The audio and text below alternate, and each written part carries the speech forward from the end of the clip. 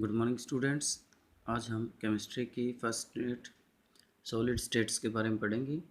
इसमें सॉलिड्स होते क्या हैं, सॉलिड्स बनते कैसे हैं, सॉलिड्स और दूसरे मैटर की जो स्टेट्स होती हैं उनसे अलग क्यों होते हैं, उनके बारे में पढ़ेंगे।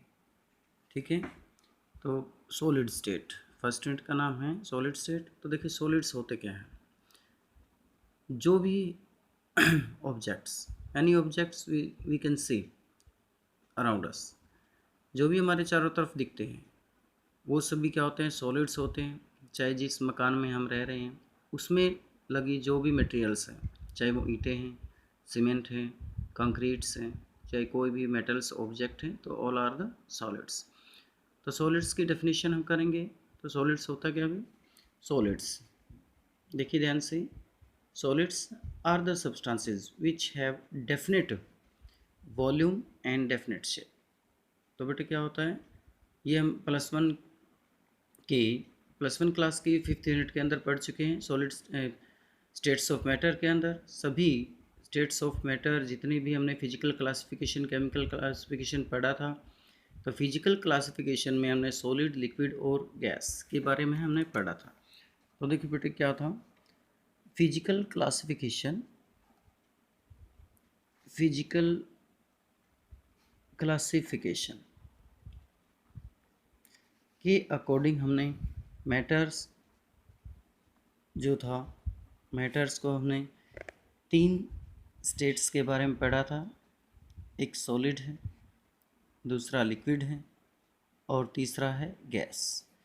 तो इन सभी के अंदर, ये सभी कहाँ पढ़े थे हमने, जो 11th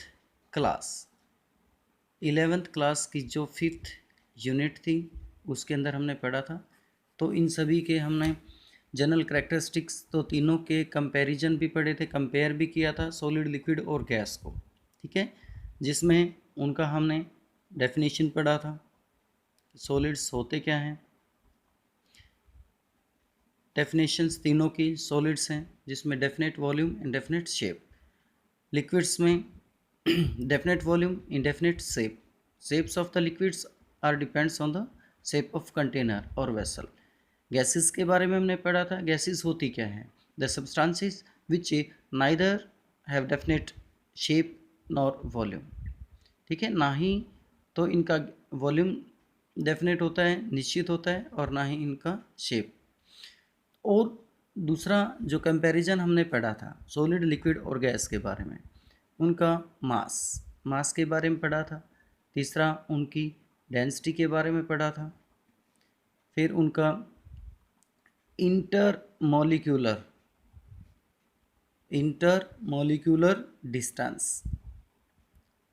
डिस्टेंस या स्पेस। ठीक है, उनका इंटरमोलिक्यूलर फोर्स के बारे में हम पढ़ चुके हैं। इंटरमोलिक्यूलर फोर्स जो होता है वो सॉलिड, लिक्विड और गैसेस के बीच में कैसा होता है।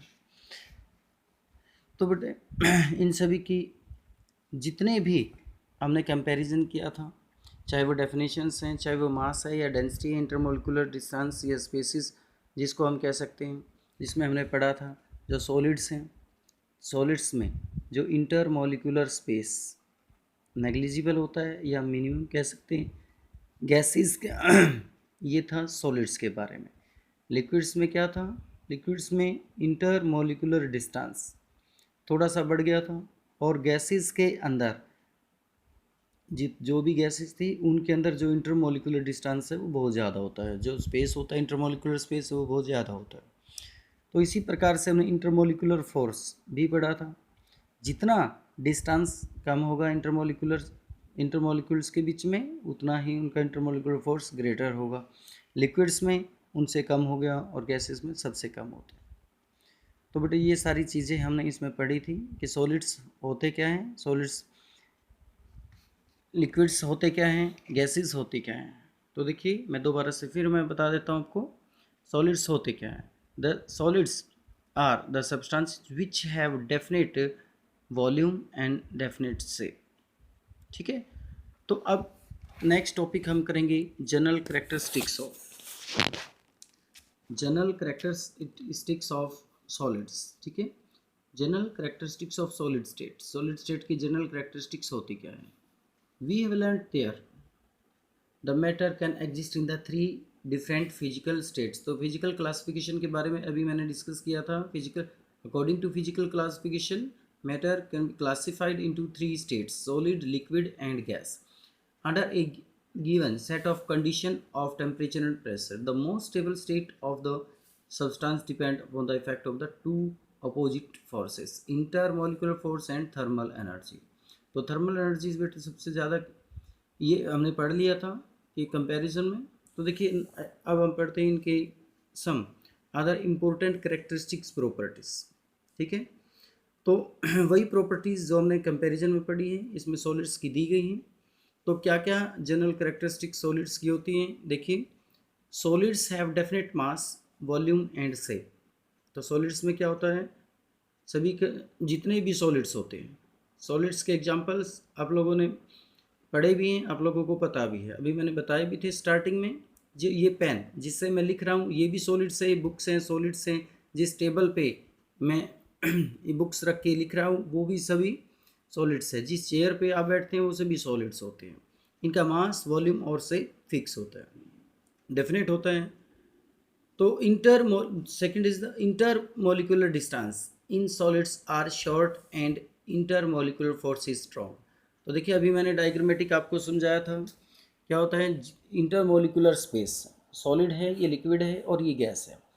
सॉलिड्स के अंदर इंटरमोलिकुलर स्पेस बहुत ही कम है, लो इंटरमोलि very minimum intermolecular space. Liquids में उनसे ज़्यादा हो गया, गैसेस के अंदर उनसे ज़्यादा हो गया। तो जितना भी इंटरमोलिकुलर स्पेस बढ़ता चला जाएगा उतना ही उनका इंटरमोलिकुलर फोर्स है वो घटता चला जाएगा। तो intermolecular force and intermolecular space both are inversely proportional to each other। तो दोबारा से देख लीजिए क्या होता है, the intermolecular distance in the solids are short and the intermolecular force are the strong. जितने भी मॉलिक्यूल्स के पार्टिकल्स के अंदर जितने भी कॉन्स्टिट्यूएंट पार्टिकल्स होते हैं, ठीक है, तो इनको हम क्या लिख सकते हैं, कॉन्स्टिट्यूएंट पार्टिकल्स।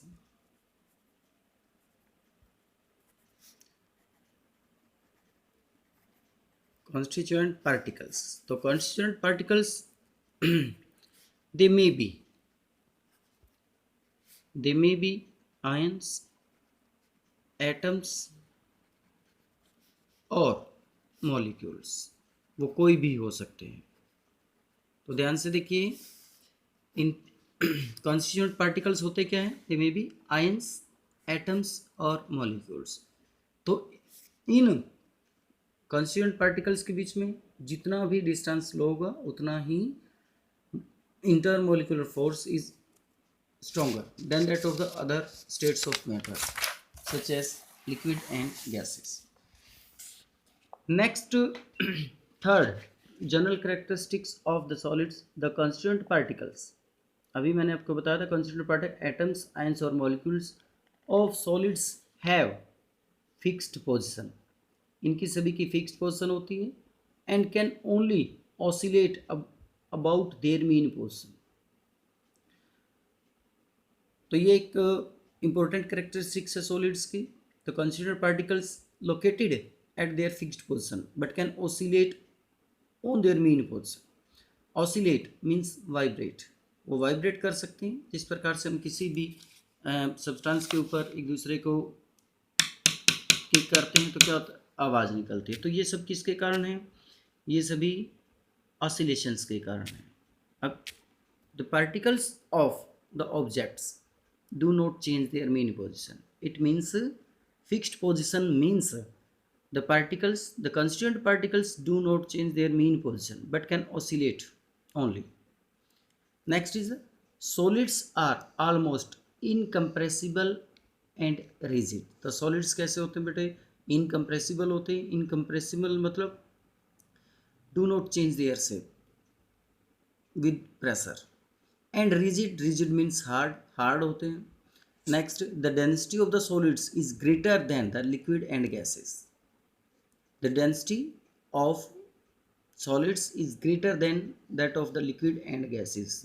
तो डेंसिटी जो होती है सॉलिड्स की वो गैसेस और लिक्विड से ज़्यादा होती है, किसके कारण? मॉलिक्यूलर मास के कारण, क्योंकि जो मॉलिक्यूलर मास है सॉलिड्स का वो भी ग्रेटर होता है लिक्विड और गैसेस के अपेक्षा। तो ये हमने पढ़ा भी है, density is directly proportional to mass. Next है सॉलिड्स डिफ्यूज वेरी स्लोली, धीरे धीरे डिफ्यूज होता है as compare to liquid and gases. तो most solids becomes liquids when heated, most बहुत सारे सॉलिड्स होते हैं उनको हीट किया जाता है तो लिक्विड स्टेट में चेंज हो जाते हैं, वो उनका मेल्टिंग पॉइंट तक होता है। The process is known as the melting and the temperature at which solid changes into the liquid, जिसमें वो लिक्विड में चेंज होते हैं उसको मेल्टिंग पॉइंट कहेंगे। देखिए सॉलिड्स का लिक्विड में बदलना ये प्रोसेस एक मेल्टिंग है, मेल्ट करना बोलते हैं उसको, और जिस टेम्परेचर पे वो मेल्ट अप होते हैं तो उसको मेल्टिंग पॉइंट कहेंगे। The melting point of the solid depends upon the nature of solids and melting points the solids very widely. तो हर एक सॉलिड्स का, जितने भी सॉलिड्स हैं सभी का टेम्परेचर, सभी का जो मेल्टिंग पॉइंट होता है वो सभी का अलग अलग होता है।